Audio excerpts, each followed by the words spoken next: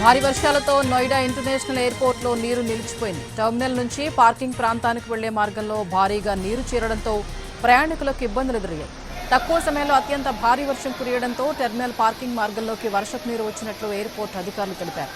సిబ్బంది వెంటనే చర్యలు చేపట్టి 30 నిమిషాల్లోపు నీటిని తొలగించినట్లు వివరించారు. విమానాల రాకపోకలకు ఎలాంటి అంతరాయం కలగలేదని స్పష్టం చేశారు.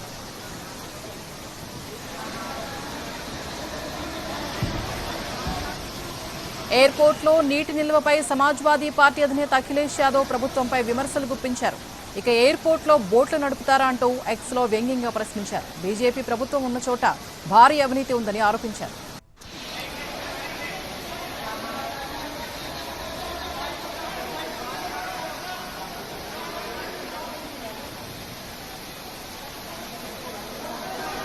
ఈ ఘటనతో ఎయిర్పోర్టు డ్రైనేజీ వ్యవస్థపై విమర్శలు వెల్లువెత్తాయి. ఈ ఘటనపై స్పందించిన ఎయిర్పోర్టు యాజమాన్యం పరిశీలన జరిపి అవసరమైన చోట దిద్దుబాటు చర్యలు తీసుకుంటామని తెలిపింది.